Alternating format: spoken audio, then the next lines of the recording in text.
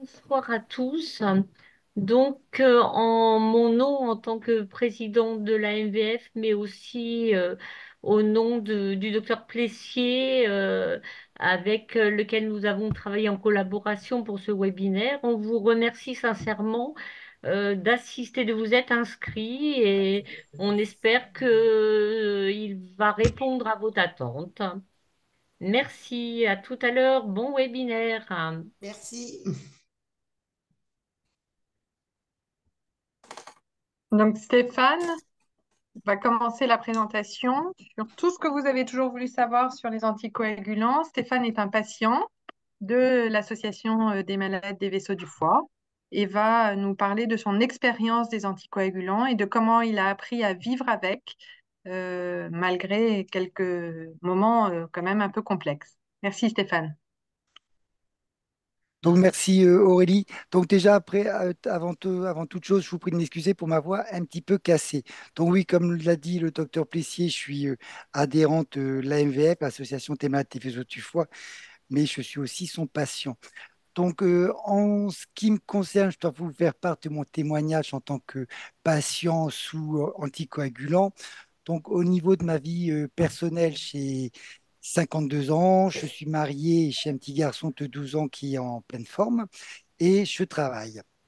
Au niveau de ma maladie, il y a maintenant 24 ans, dans la suite d'un rendez-vous à la médecine du travail qui a trouvé que j'avais une rate un petit peu grosse, on m'a diagnostiqué dans un premier temps une hypertension portale.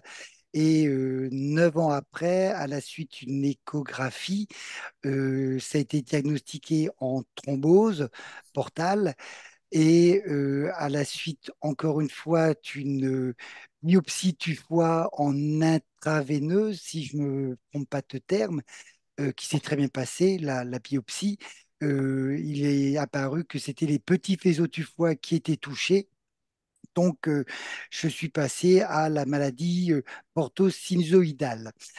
Euh, et bien sûr, donc, pour en arriver à l'objet de ce webinaire, j'ai tout de suite été mis sous anticoagulant. Dans un premier temps, sous coumadine. Pour ceux qui sont, vous savez qu'on a l'obligation d'aller calculer, d'aller contrôler son INR tous les mois. Donc c'est assez sportif et prenant parce que lorsque le taux de INR est bien, ben, on continue le bon dosage. Par contre, quand le taux de l'INR n'est pas le bon, ça nécessite de revoir le dosage, de retourner au laboratoire médical, d'avoir un certain nombre de rendez-vous. Donc ça, c'était un petit peu sportif. Et heureusement, j'ai été mis ensuite sous Xarelto qui est un anticoagulant qui, lui, ne nécessite pas de contrôler tous les mois son INR. Donc, grande révolution pour moi et pour ceux qui le sont. Ça facilite quand même grandement les choses. Et actuellement, je suis sous le générique du Xarelto. Et là, il n'y a aucun effet secondaire. Je ne vois pas la différence entre le Xarelto et son générique. Je vais ouvrir une petite parenthèse sur le Xarelto. On m'a mis sous le Xarelto à la suite d'une étude médicale menée par le centre de référence des maladies vasculaires du foie et l'ensemble des centres de compétences, l'étude Report. J'ai accepté en tant que patient de participer à cette étude et qui a permis de voir que pour ma pathologie, donc pour la thrombose et pour la maladie portosinusoïdale, j'ai pu passer au Xarelto. Donc là, pour ceux qui, à l'avenir, s'il y avait une étude comparable, je ne peux que vous inviter à accepter de participer à une telle étude parce que ben, on fait partie d'une communauté, on est très bien suivi dans le cadre de ce type d'étude. Moi, j'ai eu aucun problème, j'ai même accepté de faire partie d'une deuxième étude plus tard, une étude APIS. Donc voilà, petit retour d'expérience au niveau de ces études parce que ça, le fait d'y avoir participé, on a pu me mettre sous Xarelto. Euh, durant ces 24 dernières années, il y a environ 8 ans, le docteur Plessier a contrôlé a fait contrôler mes varices qui étaient à risque. Elles risquaient de saigner. Donc à ce niveau-là, il y a 8 ans, on me les a ligaturées, pas en une seule fois, mais étalées sur 5 mois. Donc il y a de ça 8 ans, ça a été ligaturé et là, je suis contrôlé tous les 2, 3 ans environ et c'est très stable. Là aussi, c'est en ambulatoire.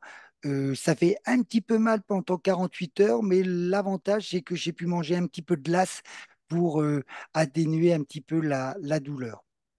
Donc voilà au niveau purement médical. Et si je reviens sur l'anticoagulant, bah, je sais que je suis un patient à risque, c'est-à-dire tes risques de saignement, tes risques d'hémorragie. Donc, j'ai pu bénéficier à la fois tes conseils de l'hôpital, du docteur Plessier, à la fois tes conseils de la clinique des anticoagulants, parce que à Beaujon et tant d'autres hôpitaux, mais là, je laisserai le docteur Teurocourt et Clara en parler un petit peu plus. Euh, donc l'hôpital, la clinique des anticoagulants, les bénévoles de l'AMVF que j'ai pu rencontrer au moment de mon adhésion m'ont donné un certain nombre de conseils, notamment pour comment bien vivre avec cet anticoagulant. Au niveau de la clinique des anticoagulants, ça s'appelle l'éducation thérapeutique du patient. Ça permet d'être autonome, savoir se gérer en cas de problème. Et les conseils, c'est quand je voyage à l'étranger, qu'est-ce que je dois faire? Quand je prends l'avion, qu'est-ce que je dois faire? Et au quotidien aussi, qu'est-ce que je dois faire pour éviter tout risque? Je suis malade depuis 24 ans. Moralement, ça va très bien, même si je suis sous traitement. Voilà, un cachet au moins tous les jours. Mais je sais que je dois faire attention pour certains gestes quotidiens, comme par exemple prendre mon vélo. Je sais automatiquement, ce sont des automatismes que j'ai appris à acquérir. Je fais du vélo, je prends un casque, je dois ouvrir des huîtres. Là, je dis un peu au hasard, je prends des huîtres. Ben, je dois, moi, savoir si je prends le risque de les ouvrir moi-même ou si je demande à quelqu'un de le faire. Voilà, c'est à moi de prendre mes responsabilités et de demander aussi l'avis de mon médecin ou de la clinique des anticoagulants lorsque je dois faire quelque chose de particulier. Bien sûr, je ne vais pas appeler l'hôpital pour savoir si je dois ouvrir des huîtres, mais par contre, si je dois voyager à l'étranger, automatiquement, je sais que je dois contacter l'hôpital. Mon petit compagnon, là, c'est un conseil qu'on m'a donné et que je vous donne aussi pour ceux qui n'ont pas, c'est le pilulier à la semaine. Je le remplis tous les dimanches soirs lorsqu'il est vide. Euh, Ça me rappelle pas ma maladie. Chez mon pilulier, il est à côté de moi. Il est dans mes bagages automatiquement. Alors, le pilulier, pourquoi on me l'a conseillé? Pourquoi aussi, à mon tour, de vous le conseiller pour ceux qui sont, enfin, si vous êtes là, c'est que vous êtes sous anticoagulant. C'est moins pour être sûr d'avoir pris mon anticoagulant, excusez-moi, mais pour éviter, là, le docteur te recourt, il reviendra certainement, pour éviter le fait de prendre deux fois à la suite, 2 fois dans la même journée, parce qu'il est plus risqué de prendre 2 fois un anticoagulant que de l'oublier. Là, je laisserai les spécialistes qui sont parmi nous compléter mes propos. Donc voilà. Euh, Dans le cadre de mon témoignage, euh, on m'a toujours, excusez-moi, mon médecin m'a toujours déconseillé, mais pas formellement interdit de faire du ski. Je vois le docteur Plessier rire. Euh, Malgré voilà, le fait de me déconseiller cette pratique sportive à risque, j'ai continué à faire du ski en faisant attention à moi-même, en faisant attention aux autres, en faisant attention à mettre toujours mon casque.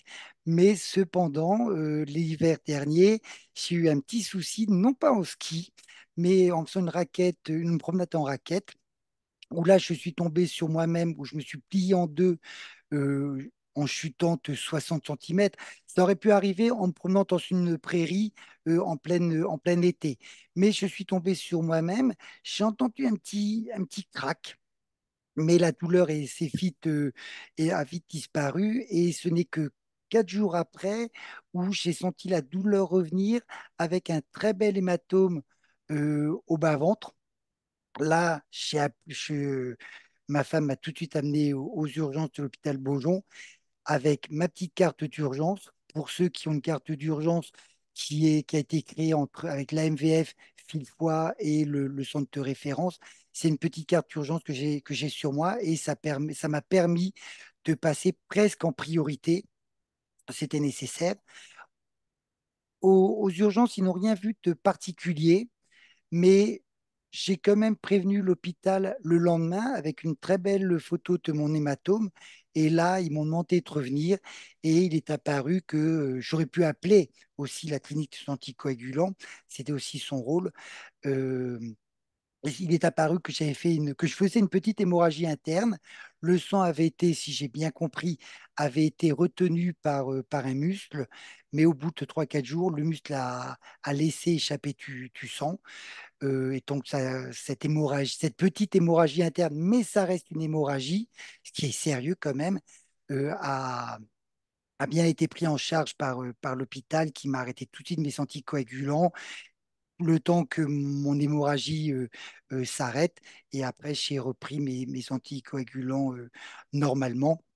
Mais là où la leçon que j'ai retenue de cette expérience, c'est que dès que j'ai chuté, j'ai entendu un petit crack. J'aurais dû appeler l'hôpital tout de suite, ne pas perdre de temps parce que j'ai rien senti et bien que je ne ressente rien, sauf 4 jours après, j'ai eu cette hémorragie sur le coup. Donc voilà. Euh, donc mon conseil, c'est j'allais dire sans se prendre la tête, garder à l'esprit qu'on est des patients à risque et qu'il faut réfléchir avant de faire certains gestes ou certaines pratiques sportives, demander à son médecin ce qu'on peut faire. Ça m'empêche pas de vivre normalement, que je sois malade et avec mes anticoagulants. Je suis malade, je le sais, je n'y pense pas tous les jours, mais c'est devenu un réflexe de prendre mon médicament et de faire attention à moi pour éviter un prochain incident. Voilà ce que je peux dire au niveau de mon témoignage de patient et j'espère avoir été clair. Voilà, Merci beaucoup, Stéphane. Maintenant, on va laisser la parole au docteur de recours et à Clara qui vont plus vous parler de l'anticoagulant en tant que au sein de la CAC, la clinique des anticoagulants. Bonjour à tous. Merci beaucoup Stéphane. C'est vraiment très intéressant toujours d'écouter l'expérience des patients. Et vous êtes un bon témoignage parce que vous avez fait des traitements anticoagulants pendant très longtemps, différents types d'anticoagulants. Et donc vous avez bien eu l'expérience de toute cette problématique, de faire attention à soi et de bien connaître les risques. Alors, d'abord, ce qu'on voulait vous expliquer, c'est à quoi ça sert un traitement anticoagulant. Bon, en fait, c'est très simple. L'objectif, c'est de rendre le sang beaucoup plus fluide, beaucoup plus liquide. C'est-à-dire que bien sûr, vous allez faire quand même des caillots, mais ça va être beaucoup plus lent, beaucoup plus long. Pourquoi est-ce qu'on donne ces traitements? Parce que quand on fait un caillot dans un vaisseau, donc il y a c'est comme vous coupez, ça fait une petite croûte, c'est ça un caillot. C'est normal d'en faire, mais là on en fait à l'intérieur de la veine, dans un tuyau et ça bouge. Naturellement, si on ne donne pas de traitement, ils vont avoir tendance, ces caillots, à s'agrandir, à s'étendre, voire qu'il y ait une autre thrombose au même endroit ou un autre endroit qui se fasse. Et quelquefois, il y a des petits morceaux qui se décrochent, qui vont, ce qu'on appelle emboliser, c'est-à-dire qu'ils vont partir dans d'autres vaisseaux. Donc, en fait, tout ça, c'est pour éviter ces phénomènes, mais en fait, ils ne détruisent pas le caillot. C'est quelque chose qu'on nous demande souvent. Est-ce que mon traitement, il va découper le caillot? Non, ça, ce n'est pas le traitement anticoagulant, mais de façon physiologique, de façon normale, quand on a un petit caillot, une petite croûte, elle va être dégradée. C'est ce qu'on appelle, nous, la fibrinolyse. Et si on donne le traitement anticoagulant, cette fibrinolyse, elle va être beaucoup mieux faite. Donc, on va permettre au système de bien permettre d'être dégradé sans qu'il y ait d'extension, sans récidive et sans embol. Et la seule vraie complication de ce traitement, eh bien, en fait, c'est les saignements. Parce qu'on est obligé de fluidifier le sang là où il y a le caillot. Pour vous, c'est en général au niveau du ventre. Mais évidemment, le sang il est fluide partout. dans la tête, dans les jambes, dans les bras. Donc, on vous expose forcément à un risque hémorragique. Et en plus, si on ne l'utilise pas bien, c'est encore plus à risque. Mais quoi qu'il arrive, malheureusement, sinon, je vous dirais qu'on aurait tous des anticoagulants s'il n'y avait pas de risque, parce que on fluidifierait tout le monde, mais malheureusement, il y a ce risque de saignement. Donc, on ne peut pas le donner à tout le monde, il faut le donner que quand c'est utile. Alors, les différents types, on va passer rapidement là-dessus, mais je pense que Stéphane a oublié. Au début, il a dû avoir des piqûres au tout début. Donc ça, c'est ce qu'on appelle par voie parentérale, c'est qu'on ne peut pas le prendre par la bouche. Donc c'est soit dans les veines, soit sous la peau. C'est la famille des héparines. C'est en général à l'hôpital, au tout début, pour commencer très vite, pour être sûr que le traitement arrive tout de suite. C'est important de traiter tout de suite dès qu'il y a la thrombose, parce qu'on espère vraiment que le vaisseau va pouvoir être reperméabilisé, c'est-à-dire que le caillot va pouvoir disparaître. Ensuite, on peut aussi donner en sous-tétanie à la maison. Et l'avantage, si je puis dire, de ces traitements, c'est qu'on peut les donner tout au long de la grossesse. Et on verra tout à l'heure que ce n'est pas vrai pour les autres. Et en général, on commence souvent par les piqûres. Puis après, on va dire, on fait un relais et on va passer par des comprimés par la bouche. Alors, dans ces médicaments, il y a deux grandes classes de médicaments, comme on a parlé Stéphane. Il y a ce qu'on appelle les antivitamines K. C'est des médicaments qui vont bloquer les vitamines. Alors, ça marche très bien, ça va très bien fluidifier le sang. Le problème, c'est qu'en fait, il bloque la fabrication des protéines. Donc, c'est comme dans une usine. Tout ce qui est fabriqué circule. Il faut attendre 1 jour, 2 jours, 3 jours, 4 jours que la fabrication soit diminuée pour voir l'effet. Donc déjà, ça ne marche pas tout de suite. La deuxième chose, c'est que c'est assez compliqué ce médicament parce que chaque personne ne va pas avoir besoin de la même dose. Il y a des gens qui ont besoin de 1 mg, d'autres de 2, d'autres de 5, d'autres de 6, on ne sait pas à l'avance. Et donc, on est obligé de mesurer par ce qu'on appelle l'INR, donc c'est une prise de sang. On fait l'INR et on voit, on peut mesurer le niveau en fait, de fluidification du sang. On peut voir à quel point il est bien liquide. Et aujourd'hui, Stéphane n'a pas eu le droit à ça, mais maintenant, on a des petits systèmes où on peut faire l'INR au bout du doigt, comme pour les glycémies, vous savez, chez les diabétiques. Donc ça, c'est un progrès quand même qu'on a. Ensuite, c'est des médicaments qui sont un peu compliqués parce que comme ils bloquent une vitamine, vous la mangez dans les aliments. Donc, il y a des aliments qui vont apporter de la vitamine K qui peuvent interférer avec le médicament, c'est-à-dire qu'ils vont modifier son efficacité. Et aussi beaucoup de médicaments qui peuvent déséquilibrer le traitement. Et on peut le donner en tout début de grossesse, mais il faudra l'arrêter très rapidement. Et puis, depuis quelques années maintenant, il y a à peu près une dizaine d'années, c'est des nouveaux anticoagulants pour nous, mais maintenant ils commencent à être assez anciens. C'est des petits médicaments très faciles à utiliser qui vont directement bloquer une protéine de la coagulation, donc une des petites briques qui vont faire le caillot. L'avantage, c'est qu'ils vont marcher tout de suite. Ils vont marcher tout de suite et en plus, ils vont s'arrêter assez rapidement. C'est-à-dire que si vous ne prenez pas votre médicament pendant une journée ou deux, il n'y a plus du tout d'effet. Et surtout, ça marche pareil pour tout le monde. Donc, on a une dose, on n'a pas besoin de vérifier, le sang est fluide, pareil pour tout le monde. Il n'y a pas d'interaction du coup avec les aliments et peu avec les médicaments. Et évidemment, il n'y aura pas beaucoup de risque de surdosage, mais il n'y a pas d'antidote. Par contre, aujourd'hui, ils sont contre-indiqués pendant la grossesse. Alors maintenant, je vais passer la parole à Clara, qui va vous parler un peu de notre clinique des anticoagulants. Oui, donc comme disait Stéphane tout à l'heure, l'idée c'est que les anticoagulants, c'est un médicament qui est contraignant, qui initialement avec les antivitamines K était assez difficile à manipuler, c'est un peu technique. D'où l'importance d'être bien suivi, bien encadré dans l'adaptation de son traitement. Donc, au sein de l'hôpital Beaujon, il y a une clinique des anticoagulants qui a été montée dans ce cadre-là. Donc, le but initialement, donc, c'est l'initiation puis l'adaptation du traitement. Les antivitamines K, donc ce qu'on vous disait tout à l'heure, l'objectif, c'est d'adapter ensuite les INR à distance. Une fois qu'on a initié le traitement, qu'on a trouvé la dose, on continue à suivre les gens à distance. Ils vont faire des INR au laboratoire ou avec leur dispositif d'automesure dorénavant qui nous envoie. Et nous, on traite le résultat de l'INR dans la journée. Donc, comme disait Stéphane tout à l'heure, il est bon, pas de souci, on fait un contrôle par mois.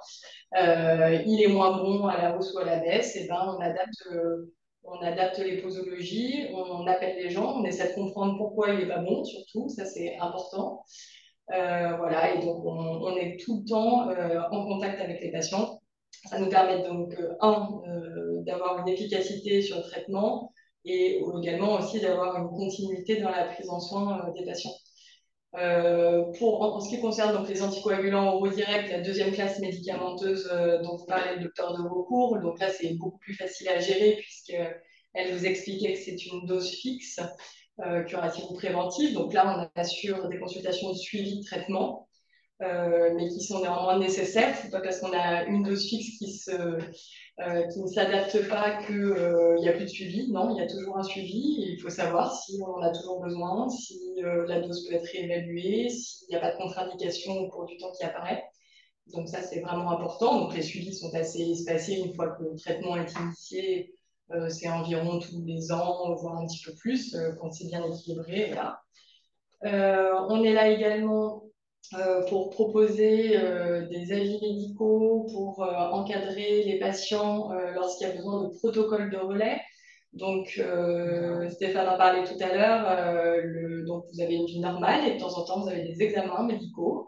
Le risque des anticoagulants, c'est donc le risque hémorragique, le risque de saignement, donc un certain nombre d'examens qu'on dit invasifs, qui ont donc un risque de saigner, nécessitent donc qu'on fasse des protocoles pour modifier. Souvent, on repasse par des formes injectables. Ça concerne un certain nombre d'examens, pas tous, mais en tout cas, tous ceux qui sont à risque de saignement, on peut proposer un protocole. Il y a des gestes, par exemple les extractions dentaires, les ponctions. À chaque fois qu'on va toucher quelqu'un sous anticoagulant, il faudra être très vigilant parce que c'est une situation à risque. Donc il faut que la personne sache bien, parce que si vous ne dites pas à votre médecin, à votre dentiste, à l'infirmière qui vient avec une grande aiguille, elle ne peut pas le savoir. Donc il faut vraiment bien prévenir les gens qu'on a un anticoagulant. Et donc il y a des choses, il faut arrêter le traitement. Et ça, on va vous aider, on va vous dire, voilà, c'est 24 heures, 48 heures. Et puis s'il y a les AVK, on voit s'il faut faire des injections. Voilà. Et donc, du coup, ça rejoint ensuite le deuxième grand axe dans nos missions, c'est l'éducation thérapeutique, puisque, donc, vous l'avez compris, c'est un peu technique, il y a des contraintes. Donc, l'objectif, c'est d'autonomiser au maximum les patients, qui sachent à quoi ça sert, qui sachent comment faire pour tous les gestes du quotidien. Stéphane disait, voilà, on m'a conseillé de pas trop aller faire du ski, j'en ai fait quand même. Bon, voilà, quels sont les automatismes que j'ai au quotidien. Donc pour ça, on a développé des ateliers individuels. On va remettre en place des ateliers collectifs de manière un petit peu plus fréquente. Donc il y a plusieurs outils qui sont à notre disposition dans le cadre de cette éducation thérapeutique. On remet systématiquement aux patients des livrets d'éducation thérapeutique après chaque consultation lors de l'initiation d'un traitement, pour qu'ils aient le maximum d'informations sur le médicament. Il y a des jeux un peu éducatifs et un peu ludiques aussi qui permettent de se questionner sur sa connaissance du traitement. Il y a le jeu donc, numérique, il était une fois. Il y a également des jeux de loi. Voilà. Et voilà. Et l'autre aspect qu'on voulait souligner sur la clinique des anticoagulants, c'est son accessibilité, c'est-à-dire que le but, c'est vraiment de pouvoir conseiller les patients, donc de pouvoir se montrer accessible s'il y a une question, s'il y a un doute, si on ne sait plus, voilà, s'il y a besoin de quoi que ce soit. Nous, on est disponible toute la semaine et également le samedi matin. Voilà, le but, c'est vraiment que les gens ne restent pas sans réponse, pas dans le doute, parce que c'est un peu le pire des cas de faire une tambouille un peu maison, quoi. Donc, il faut toujours avoir des réponses à ces questions sur ces traitements-là. Si je puis me permettre, Lara, sur le jeu, j'ai oublié de t'en parler, mais effectivement, j'invite tout le monde à télécharger sur tout smartphone le jeu Il était une fois, parce que ça rentre aussi dans l'éducation thérapeutique et ça apporte un certain nombre d'informations très intéressantes. Tout à fait. C'était fou avec le centre de référence et la MVF. Très bien fait. Oui, c'était un gros travail, mais on s'est bien amusé aussi. Ben voilà, je ne sais pas si vous avez des questions. Moi, je reviens légèrement en arrière. Excusez-moi. Je souhaite attirer l'attention en tant que patient, mais aussi en tant qu'adhérent. C'est que les deux études dont je vous ai parlé au début, l'étude report qui a permis de me traiter, de nous traiter pour certains d'entre nous au Xarelto a été financée partiellement par l'AMVF. Donc, d'où l'importance, je vais faire un peu plus de publicité, c'est l'occasion qui m'est donnée d'adhérer à cette association qui est la seule et qui finance un certain nombre d'études, pas complètement, mais à des sommes, pour des sommes importantes. Voilà, merci. Merci beaucoup. Je voudrais d'abord tous vous remercier, à la fois la clinique des anticoagulants, Stéphane, la MVF pour ces témoignages et cette présentation. J'espère que vous êtes nombreux là. J'espère que vous avez compris qu'un suivi efficace, c'est un suivi avec plusieurs personnes et plusieurs intervenants, aussi bien l'association de patients que la clinique des anticoagulants, qui est vraiment un plus exceptionnel. On a beaucoup de chance d'avoir Clara, Emmanuel, Catherine qui sont là, que je vois là euh, aussi connectés. Il faut que vous preniez cette chance malgré tout dans vos difficultés. C'est vraiment un plus d'avoir ce soutien de cette clinique des anticoagulants qui est si experte. Alors, on a un certain nombre de questions. Malheureusement, vous n'allez pas pouvoir les poser directement parce que vous êtes très nombreux. On va alterner entre. Il y a beaucoup de questions sur les anticoagulants. Il y a des questions donc sur l'appareil de mesure dont vous avez parlé. Il y a deux questions sur l'appareil de mesure. Est-ce que vous pouvez dire un peu plus, Clara et Emmanuel, comment ça se passe? Est-ce que tout le monde ne l'a pas? Comment ça fonctionne? Oui, c'est un dispositif d'automesure de l'INR qui a été développé assez récemment et en tout cas qui est. Il existe depuis assez longtemps, mais il était réservé aux patients qui avaient des valves mécaniques cardiaques. Donc, c'est un système qui est connu beaucoup en pédiatrie en particulier, parce que c'est très compliqué chez les petits. Mais il n'y avait pas le remboursement pour les autres maladies jusqu'à maintenant. Et depuis 2 ans, ça a été reconnu et maintenant on peut le donner à tous les patients et il est remboursé parce qu'on s'était assez cher à acheter. Les petits systèmes sont aussi assez chers. Donc nous, on a commencé à l'instaurer depuis à peu près, je dirais. L'année dernière, c'est depuis juillet 2023 que le remboursement a été acté par décret. Mais du coup, c'est mieux de passer par vous. C'est ça le conseil quand même Il faut un peu de formation pour apprendre à le faire. Il y a des critères. Si vous voulez, au début, on va quand même comparer avec le laboratoire de près de chez soi, de référence et le Coagucheck, qui s'appelle le Coagucheck, pour vérifier que ça marche bien. Et oui, il faut un peu d'éducation pour apprendre à l'utiliser. Mais Clara le fait très bien. Mais c'est pour ça qu'on le fait assez progressivement. Ça prend un peu de temps pour former les gens, pour peut-être faire des ateliers, pour éventuellement aussi peut-être. Ouais. Donc, passer par la clinique des anticoagulants ou une clinique des anticoagulants, ça sera plus efficace. Ouais. En fait, on s'est rendu compte que comme le remboursement était finalement assez restreint, il n'y a pas énormément de professionnels de santé pour l'instant qui sont très au fait.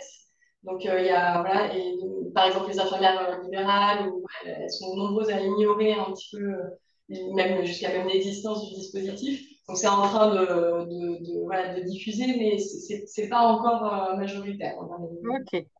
Après, il y a plusieurs questions sur les. Pardon Aurélie, pour la prescription, ça va être quand même le médecin généraliste qui le prescrit ou vous pouvez le prescrire au niveau de la clinique? Nous, on le prescrit à la clinique. C'est-à-dire que tous nos patients à qui on le propose, on fait la prescription et on fait le suivi. Mais on peut le demander à un médecin traitant de le faire. Mais je pense qu'il faut quand même une petite formation. Donc, euh, voilà, il y a aussi le créatif et il y a d'autres endroits. Mais nous, on veut bien le faire, mais on ne va pas pouvoir faire tout le monde tout de suite. Mais on peut le faire progressivement, oui. Il n'y a pas de problème. Donc, il y a plusieurs commentaires là de patients qui disent que une patiente qui a acheté à ses frais les bandelettes et qui ne savait pas que c'était maintenant pris en charge, donc qui est très contente de la nouvelle. Et une autre personne qui dit que ce Coagucheck est très bien et facilite la vie. Ouais. Alors, donc pour continuer sur les questions, il y a des questions donc sur les effets secondaires, risque hémorragique sévère, point d'interrogation. Est-ce que vous pouvez en dire un peu plus, les effets secondaires hémorragiques et décrire un peu plus? Oui, alors, les effets secondaires hémorragiques, bon, il faut quand même rester c'est quand même assez rare. Enfin, il y a deux types de complications. Il y a les complications provoquées, c'est-à-dire on tombe sur la tête, on fait une chute de ski, on fait une chute de vélo. Donc là, évidemment, ça va être un peu en lien avec le traumatisme. Bon, et là, c'est clair qu'on saigne plus que quelqu'un d'autre. Mais de toute façon, saigner est normal, hein. Tout le monde qui tombe se fait un bleu. Sauf que vous avez un risque de faire un bleu plus important. Mais je dirais que ça, c'est la première chose. Bon, là, ça dépend un peu de l'activité des gens, de ce qu'ils font, de leur. Il y a des gens qui veulent faire de la randonnée, qui veulent faire des choses un petit peu dangereuses, et puis d'autres qui ont une vie plutôt assez rangée, si je puis dire. Donc là, ça va dépendre un peu de l'activité. Et puis, ce qui fait beaucoup plus peur, peut-être, c'est les hémorragies spontanées. Il faut savoir qu'elles sont quand même vraiment rares. Et ce qui est vraiment pour nous le risque qui nous fait le plus peur, évidemment, mais qui est exceptionnel, c'est l'hémorragie intracrânienne. Et surtout, elle est finalement souvent pas complètement spontanée, c'est que souvent, c'est l'hypertension artérielle. Donc, s'il y a une chose qu'il faut vraiment avoir en tête, c'est que toute personne sous anticoagulant doit avoir vraiment, avec son médecin traitant, vérifier que sa tension artérielle est bien. Il n'y a pas d'hypertension artérielle. C'est très important de bien le préciser à votre médecin. Parce que souvent, c'est quand même lié à des poussées hypertensives. Et puis, il y a les saignements, mais ça, c'est Aurélie, toi qui connais mieux, des varices œsophagiennes. Mais on a bien montré que le traitement anticoagulant ne donnait pas plus de hémorragie par les varices œsophagiennes. Mais c'est vrai que ça les rend un peu plus peut-être graves parce qu'on a le sang fluide. En fait, il y a quand même peu d'accidents spontanés graves. Voilà, ça peut arriver et en pratique quand même, peut-être un peu plus avec les AVK, probablement parce qu'avec les AVK, il y a plus de risque de surdosage. Donc c'est tout là où c'est l'intérêt aussi d'être très bien suivi. Si on est très bien suivi et que son INR est bien dans sa cible entre 2 et 3, le risque aussi d'hémorragie est beaucoup moins important. Donc, hypertension artérielle, ce n'est pas l'hypertension portale, hein. L'hypertension artérielle, c'est quand vous avez une pression artérielle trop élevée et qui est mesurée à chaque visite chez votre médecin traitant. Donc, très important, message majeur là. Et puis, pour l'hémorragie digestive sur rupture de varices œsophagiennes, absolument d'accord avec Emmanuel. Les anticoagulants, il y a eu de multiples études qui montrent que, étonnamment, ça n'aggrave pas le risque de saigner des varices œsophagiennes, peut-être parce que justement, ça diminue la pression, ces anticoagulants, ça améliore la situation et donc ça diminue la pression dans cette veine porte et donc ça n'aggrave pas les choses. Et donc il y a une autre question qui est le corollaire de ça, est-ce qu'on peut avoir des anticoagulants et faire des ligatures de ces varices œsophagiennes? Quels sont les risques? Est-ce que vous voulez répondre? Alors, l'indicateur de variation salariale, oui, bien sûr, on peut les faire. Alors là, ça dépend de l'opérateur, hein. Il y a des opérateurs qui les font sans arrêter le traitement anticoagulant, mais dans ce cas-là, si on est sous AVK, évidemment, on vérifie l'INR qui ne soit pas ce jour-là trop élevé, ou sinon, éventuellement, on arrête quelques jours. Et pour les AOD, c'est très facile. Comme je vous ai expliqué, ça a une demi-vie assez courte, c'est-à-dire ça ne reste pas très longtemps dans le sang. Donc, on arrête la veille ou le matin, on arrête 24 heures. Mais ça, vous nous demandez, il n'y a aucun problème pour faire les ligatures de VO sous traitement anticoagulant. Voilà, donc notre expérience, c'est effectivement sous AVK, on peut la faire avec un INR bien dosé. Et sous AOD, en général, on arrête 48 heures avant, 48 à 72 heures avant, parce que l'expérience est moins importante de ligature sous AOD et c'est moins bien décrit et on sait qu'on peut les arrêter, faire une fenêtre, comme l'a dit Emmanuel. Ok. Il y a quelqu'un qui posait la question s'il y avait des risques d'AVC ou de phlébite quand on est sous anticoagulant. Alors, normalement, AVC, ça dépend si c'est un AVC. Si c'est une thrombose, on a un risque bien moins important que les autres, mais pratiquement nul, puisque on fluidifie le sang. Donc, on ne peut jamais dire en médecine que c'est zéro risque, mais le risque de quelqu'un qui est sous anticoagulant de faire une phlébite, il est beaucoup moins important que chez quelqu'un qui n'en a pas. D'accord? Ou tu as un AVC ischémique, ça prévient tous ces accidents-là. Donc, normalement, on n'en fait pas. Super, hein. Le risque est Le moins. bémol peut-être, c'est que quelques maladies qui causent les thromboses de la veine porte donnent aussi des AVC et on peut du coup quelquefois, exceptionnellement, faire un AVC dans cette situation-là quand la cause est plus importante que le reste. On a aussi une question sur la prise d'anticoagulants lors de voyages. Est-ce que, il y a des précautions à prendre? Est-ce qu'il y a des risques quand on voyage à l'étranger? Je dirais que là, il y a deux choses. Il y a les décalages horaires, donc ça a l'air idiot, mais finalement, si on parle au bout du monde, on ne sait plus du tout dans quel sens ça part, à quelle heure je le fais, etc.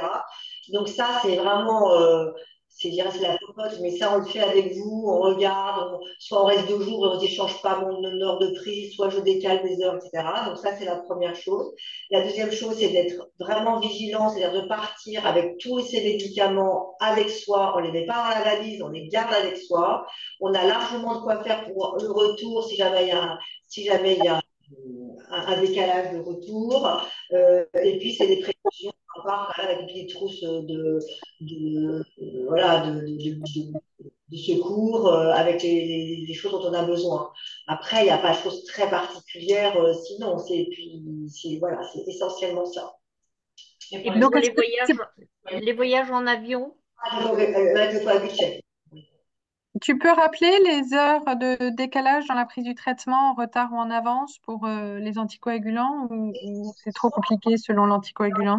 Je vais te dire, je suis incapable. En général, quand je fais ça, je reprends un papier, un crayon, parce que je me trompe toujours dans le sens. On avance, on recule. C'est très bien. Mais c'est vrai qu'en général, on dit, bon, alors je pars, je prends l'avion à 11 heures, j'arrive à 6 heures, il sera en fait telle heure, donc j'enlève tout. Et on regarde, en général, on s'arrange très bien. Mais ça Non, l'est. mais en gros, si un patient oublie de prendre son anticoagulant à 8 heures du matin, ça c'est en dehors du décalage horaire, mais il oublie de le prendre, son Eliquis à 8 heures du matin, Alors, ça va. il s'en rend compte à 13 heures, qu'est-ce qui se passe? Alors là, ça va dépendre du médicament. Donc, pour les AVK, on a jusqu'à 8 heures pour le récupérer. Si on prend du Xarelto sur une prise par jour, on a jusqu'à 12 heures pour récupérer le médicament. Et pour les liquides, on a jusqu'à 6 heures. D'accord? Donc, vraiment du temps pour récupérer le médicament. Donc, ne vous inquiétez pas, c'est pareil. Les gens me disent, mais j'ai pas pris la bonne heure. En fait, l'heure qu'on vous donne, c'est pas tellement qu'on le prenne une heure avant ou une heure après, elle change vraiment pas grand-chose, voire rien du tout. C'est juste que c'est plus facile de se rappeler, je dois le prendre à 9 heures du soir que dire, je dois le prendre le soir. Parce que ce qui est compliqué dans les médicaments comme ça, prolongés, ça a l'air idiot, mais prendre un médicament tous les jours, c'est mission impossible. Le téléphone sonne, il y a les enfants qui arrivent, on part en voyage, on va au restaurant. euh, voilà, c'est pour ça que le pilulier, merci Stéphane, le pilulier, c'est indispensable parce que vous rentrez chez vous le soir. Je l'ai pris, je ne l'ai pas pris. Je l'ai pris. Est-ce que je l'ai pris? Je m'en souviens plus. Ce qu'on doit prendre, on sait ce qu'on doit prendre. Mais ce qu'on a fait, c'est mission impossible. Donc, il faut avoir un outil qui vous dise ce que je dois prendre, je l'ai pris, je ne l'ai pas pris. Donc, le pilulier, c'est dedans, je ne l'ai pas pris, je peux le reprendre. C'est pas dedans, c'est bon, je ne prends pas 2 fois la prise. Il a raison. Si vous avez un doute, il vaut mieux sauter une prise, il ne va pas se passer grand-chose, plutôt que de prendre 2 fois le médicament qui va vous donner un risque hémorragique beaucoup plus important. Euh, Ok, il y ah, a beaucoup de questions en consultation et puis là sur le générique du Rivaroxaban. Inconvénient par rapport à Xarelto? Du rivaroxaban, il n'y a aucun inconvénient sur le médicament. Le seul inconvénient que je vois, c'est qu'il y a certains, alors j'ai pas encore mené l'enquête jusqu'au bout, mais certains patients me disent qu'ils n'ont plus les jours sur la plaquette du rivaroxaban. Donc, Biogarant le met, je vous le dis, parce que j'ai eu un malade aujourd'hui qui m'a dit, mais si, moi je l'ai, mais les autres ne le mettent plus. Donc, c'est surtout ça, parce que je trouve que pour le Xarelto, ce qui est vraiment très bien, c'est qu'il y a les jours, et donc là, même si vous n'avez pas le pilulier, c'est lundi, mardi, mercredi, jeudi, je ne l'ai pas pris aujourd'hui, hop, c'est dedans encore. Donc, c'est le seul inconvénient du générique. Sinon, le Rivaroxaban, c'est du Rivaroxaban, ça a exactement les mêmes qualités, les mêmes inconvénients, si je puis dire, et les mêmes propriétés. Ça marche, c'est du Xarelto, hein, c'est la même molécule. Petit retour d'expérience sur le pilulier, je dois admettre que les rares fois où je peux oublier, je me rends compte le soir au moment où je dois le prendre. Donc les 12 heures sont passées, donc j'ai sauté une prise et vous m'aviez dit, docteur de recours, que c'était pas grave. C'était pas... Parce que généralement, on se rend compte au moment où on doit le prendre. Ouais, On a ouais, oublié la veille. ouais. on a des questions aussi sur la durée du traitement. Est-ce que les anticoagulants, on a des chances, si je puis dire, de les avoir à vie? Ça, c'est une question autant pour Aurélie. Bon, ben, je la pose à Aurélie. Alors, Discussion. ça dépend complètement de la maladie pour laquelle on prend ce traitement anticoagulant. D'une façon générale, dans le syndrome de Budd-Chiari, oui, on prend le traitement anticoagulant au long cours parce que refaire une thrombose, ça serait trop grave. Dans la thrombose de la veine porte, on ne savait pas très bien répondre à cette question jusqu'à ce qu'on fasse l'étude report dont a parlé Stéphane. Et l'étude report dit plutôt oui, plutôt prendre ce traitement anticoagulant au long cours. Maintenant, on discute au cas par cas. et on discute bien sûr avec les personnes ici présentes de la clinique des anticoagulants. On a un staff, on en sort là, on a un staff une fois par mois pour discuter de la durée du traitement anticoagulant, de la dose du traitement anticoagulant, et on fait ça à plusieurs, on ne fait pas ça tout seul dans notre coin. Voilà. Pour mon bien-être, je dois admettre que je suis parti du principe, c'est pas pour parler de moi, que je le prends à vie. Je préfère me dire c'est à vie plutôt que de me dire tiens, un jour, j'en aurai peut-être plus. C'est- Mais c'est une question difficile, hein, je vais vous dire, et c'est vrai dans la thrombose sport, dans les maladies du foie, mais dans toutes les thromboses, hein, c'est pareil dans les embolies pulmonaires, etc. On sait très bien comment c'est le traitement, ça on sait qu'il faut au début, à la phase aiguë, c'est indispensable le plus rapidement possible. Les 6 premiers mois, c'est sûr et certain. Après, ça va être un peu au cas par cas sur les différents types de risques. Mais c'est vrai qu'aujourd'hui, après l'étude de support, on a quand même vraiment tendance à penser qu'il y a un bénéfice à continuer le traitement. Après, il y aura peut-être des cas où on va dire non. Ça dépend aussi un peu de votre vie. Il y a des gens ben voilà, qui veulent absolument faire des choses très dangereuses. Et ben, c'est un bénéfice-risque, donc c'est un calcul.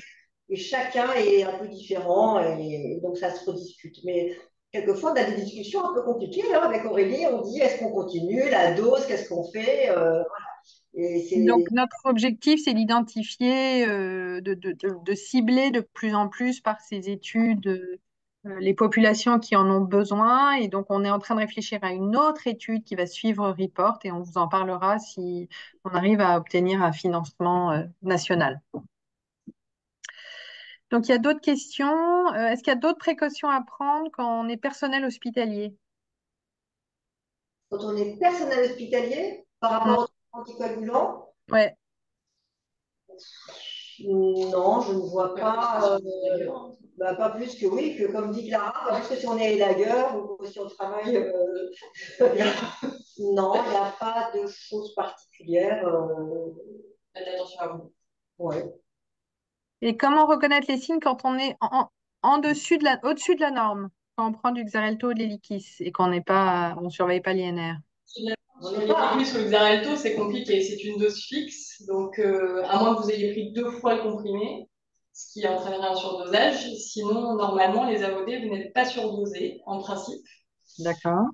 Cas où Il il y faut a faire des cas. attention, c'est l'insuffisance rénale, quelques très rares médicaments dont je ne ai pas parlé du tout, mais qui sont en général, nous, on vérifie justement ces choses-là. Est-ce qu'il n'y a pas une contre-indication à ces médicaments et des situations tout à fait exceptionnelles où on peut les mesurer. Mais globalement, si vous voulez, en fait, on est toujours dans la fourchette parce que c'est ce qu'on appelle, c'est un petit peu technique, mais la fenêtre thérapeutique est très large. Ça veut dire que vous êtes bien anticoagulé, que vous ayez, je vous dis n'importe quoi, 20 microgrammes ou 200 microgrammes par ml dans le sang. Donc, c'est tellement large qu'on est pratiquement tout le temps dedans. Donc, il n'y a pas de risque de surdosage en dehors de l'insuffisance rénale, l'insuffisance hépatique, certains médicaments, mais qui sont assez exceptionnels. Donc, nous, quand il y a ce genre de situation, quelquefois, on est amené, ou des gens qui ont des troubles digestifs très particuliers, avec des résections digestives, on va faire des dosages parce qu'on sait à peu près où on doit tomber, mais globalement, on n'a pas de surdosage. Après, c'est le cas pour les antivitaminiques. Hein. Pour les gens qui Ah sont oui, sous antivitaminiques, ça, par contre, oui, la ouais, question se pose d'être ouais. surdosé, puisqu'il y a beaucoup plus d'interactions Ouais. potentielles. Et puis c'est moins stable. C'est moins stable. Donc, le risque majeur, c'est le saignement. Vous voyez si vous êtes. Alors, vous voyez si c'est un saignement extériorisé, là, vous allez le voir. Vous saignez du nez, des gencives, ou vous êtes à peine, vous avez à peine frôlé la table, ça vous fait déjà un gros bleu. Voilà. Et après, les choses sur lesquelles il faut que vous soyez un peu vigilant. On fait beaucoup, on en discute beaucoup, par exemple, avec les femmes qui se plaignent de règles très abondantes, prolongées, etc. Nous, on peut leur demander de faire une prise de sang de contrôle pour vérifier si elles ne sont pas anémiées. Et ça peut vous arriver également dans d'autres contextes, si vous êtes très fatigué, très essoufflé, très pâle, ouais. tous les signes d'anémie un peu sévère, il faut quand même vous poser une question si vous avez des vertiges, que voilà, vous sentez très fatigué, très asthénique. Là, il faut effectivement consulter, en parler à un professionnel de santé, en précisant que vous êtes sous anticoagulation. Donc, généralement, si on a des signes, voilà, si vous voyez que vous saignez du nez, des gencives, des bleus, des saignements dans les urines, des choses comme ça, oui, il faut un petit peu quand même s'inquiéter, bien sûr. Mais avec les AOD, objectivement, à part les règles abondantes, ça c'est un vrai problème parce que les femmes sous AOD, vraiment, Xarelto ou Eliquis, c'est un petit peu un souci parce que ça donne vraiment des règles très abondantes, mais c'est un peu logique parce qu'il y a l'anticoagulant. Donc, Et est-ce qu'on peut jeûner et continuer à prendre son traitement anticoagulant? Jeûner soit parce qu'on est malade et qu'on a une gastro, soit parce que pour des questions personnelles, soit religieuses, soit... alors vraiment, pour les AVK, c'est non, non, sûrement pas, parce que comme il y a on a expliqué que c'est une vitamine K, et pour les AED, c'est plutôt non, moins, Plutôt, enfin, on n'a pas bien entendu, excuse-moi. Plutôt, plutôt non. d'accord. Voilà. Oui, parce qu'on va accumuler les anticoagulants et ne pas et du coup avoir un risque hémorragique plus élevé, sans doute, probablement. C'est Avec les, ça? avec les AVK, oui. Probablement. Ok.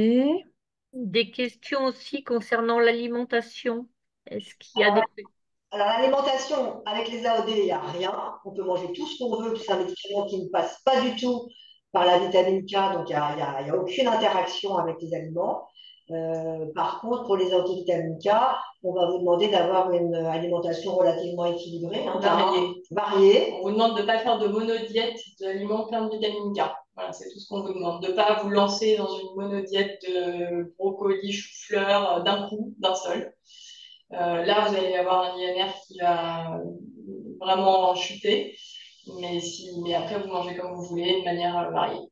En fait, c'est nous qui allons nous adapter à votre régime alimentaire et pas l'inverse. C'est-à-dire qu'on va mettre la coumadine qu'il faut, enfin les AVK qu'il faut par rapport à ce que vous mangez. Par contre, une fois que c'est bien équilibré, il faut essayer de garder tout le temps un peu la même quantité. En gros, il faut avoir la même quantité de légumes, de viande, de féculents, voilà. Parce qu'il y a des aliments, il y en a beaucoup dans la vitamine K, dans tous les choux, les brocolis, les choux rouges, tout ça. Et ça n'a pas d'importance, on a le droit d'en manger. Ce qu'il faut, c'est manger tout le temps. Si on mange un peu beaucoup de choux un jour, ben on mange un peu moins de salade verte, un peu moins de légumes verts. Et puis, voilà. Mais c'est vraiment, il ne faut pas faire de régime alimentaire. Moi, je vois que des patients qui n'ont pas mangé de choux ni de légumes verts depuis je ne sais pas combien de temps. C'est absurde. Il faut juste manger normalement, comme on a l'habitude. Il faut bien manger parce que c'est aussi important pour votre santé d'avoir un régime équilibré, pas trop riche en graisse, tout ça.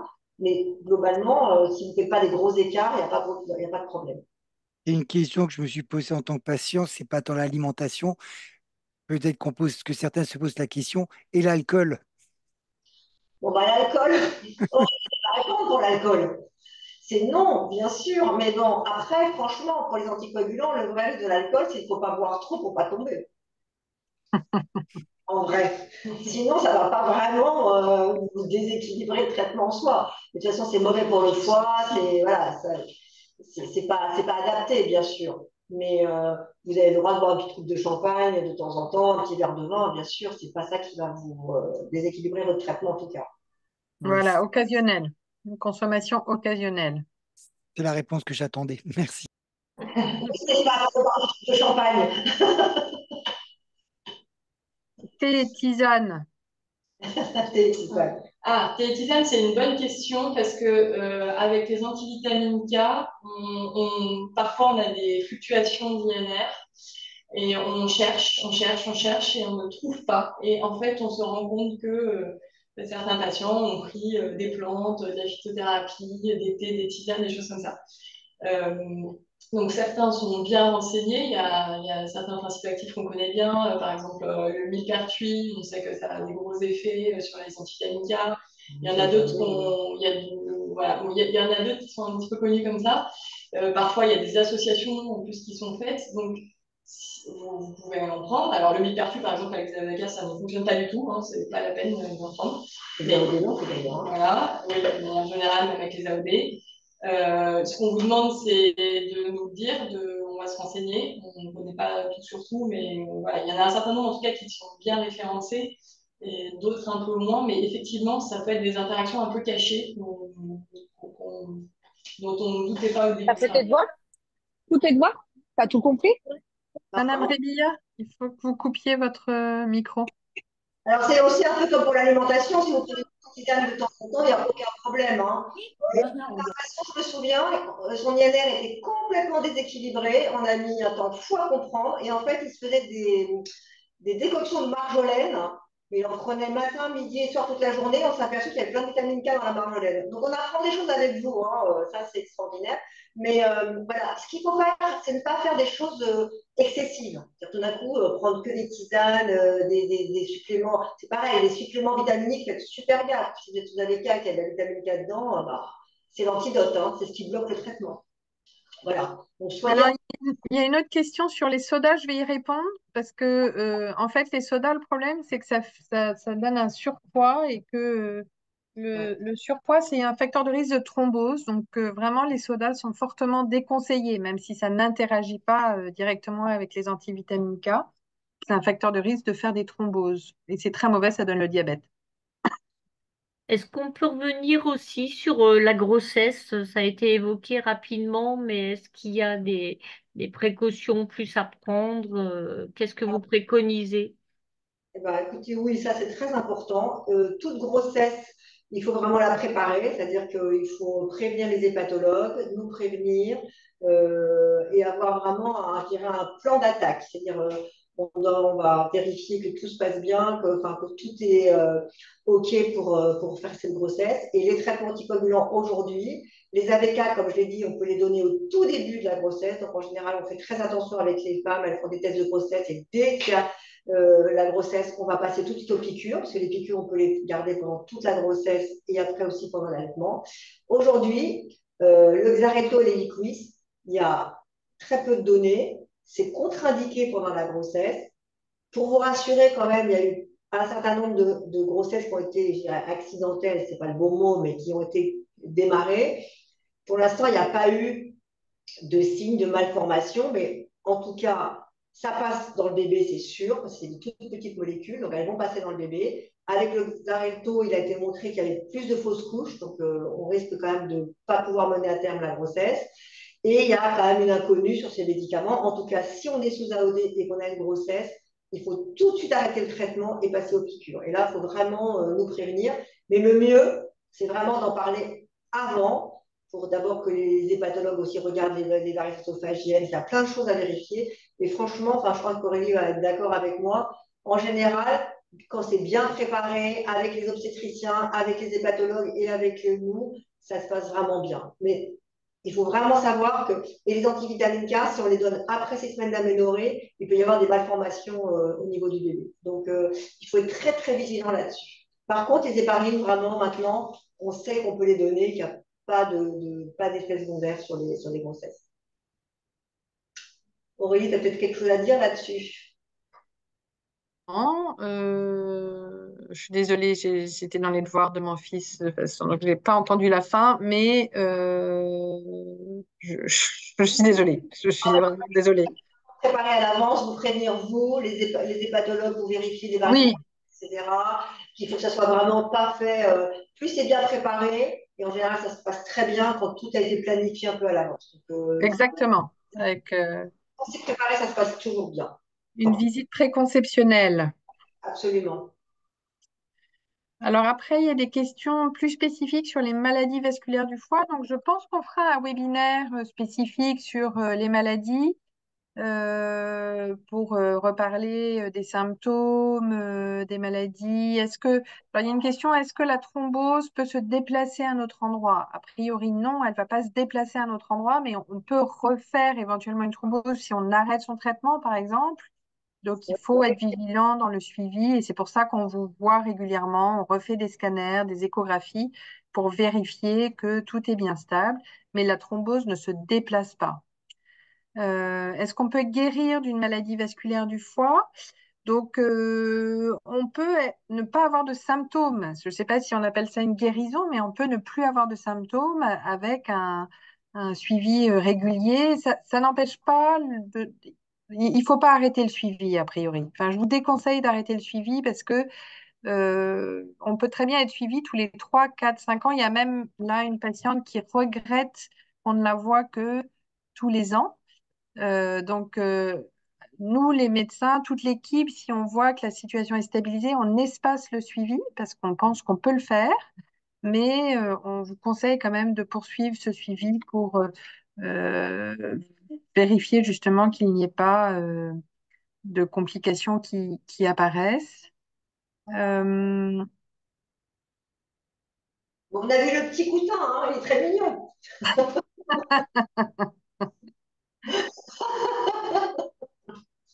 alors, risque d'obésité, Excusez-moi. c'est une question. Il y a une question sur, il y a beaucoup de questions sur la qualité de vie, risque d'obésité.